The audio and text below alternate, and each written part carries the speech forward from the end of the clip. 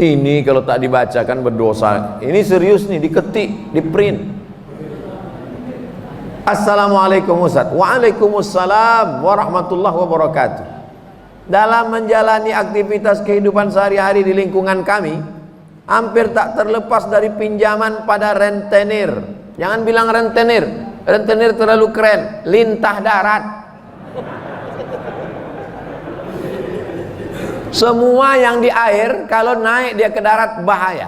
Di antaranya lintah darat dan buaya mengaku. Bahkan untuk membeli dan memiliki sesuatu pun kami sering menggunakan jasa kredit. Bagaimana hukumnya nih Pak Ustadz? Karena kalau itu tidak kami lakukan, sulit kami untuk jualan. Untuk ini nampaknya bukan bertanya tapi menawar.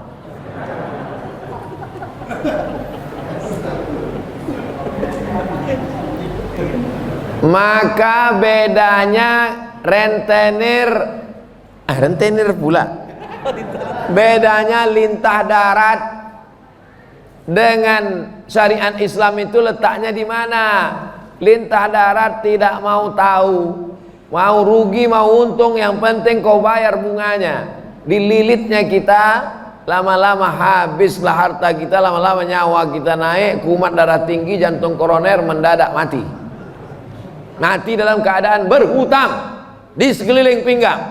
Na'udzubillah. Mudah-mudahan Allah selamatkan kita dari riba ini insyaallah. Adapun jual beli dengan kredit tapi akadnya barang dengan uang, maka hukumnya boleh. Misalnya Pak Ketua Masjid mau jual sepeda motor ke saya.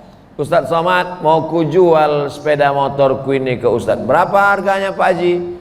Ini 10 juta, Ustadz cicil lah 10 bulan, sebulannya 1 juta. Boleh apa tak boleh?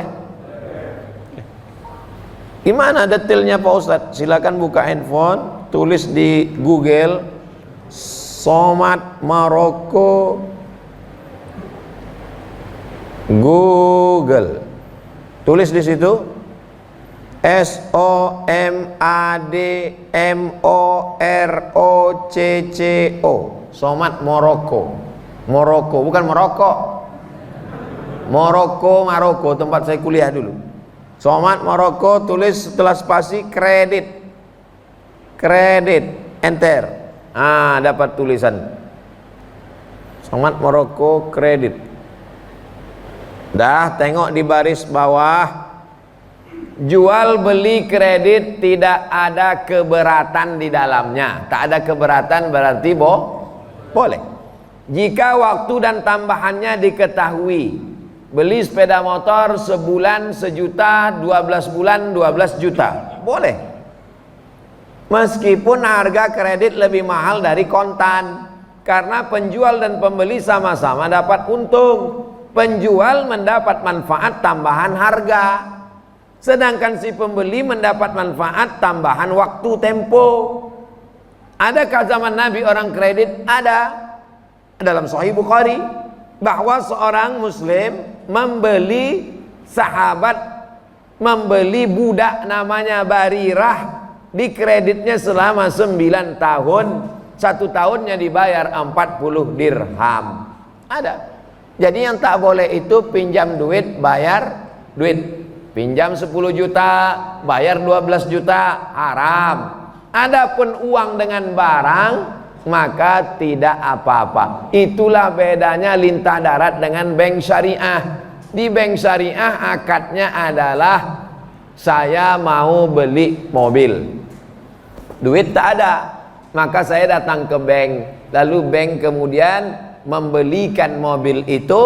Apakah akadnya itu dengan cara dia beli mobil lalu dia jual mobil, akadnya mobil dengan uang, atau dibeli taukil, atau akadnya kafalah. Jadi akadnya macam-macam, orang tak mengerti karena di fikih masjid sibuk dengan fikih toharoh, air suci mensucikan. Asik dibahas masalah khilafiyah, masalah kaki celana, masalah jenggot, masalah darah bisul, darah jerawat, darah wiladah, darah nifas, darah haid, darah nyamuk, darah macam-macam.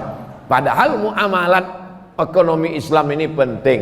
Jadi kesimpulannya, kalau dengan interaksi bank syariah, insya Allah sudah keluar fatwa DSN, Dewan Syariah Nasional. Mudah-mudahan kita selamat. Tapi dengan rentenir, dengan meminjamkan uang, bank berjalan berkeliling, riba menjerat leher, mudah-mudahan kita diselamatkan dari riba ini insya Allah. Amin ya rabbal alamin.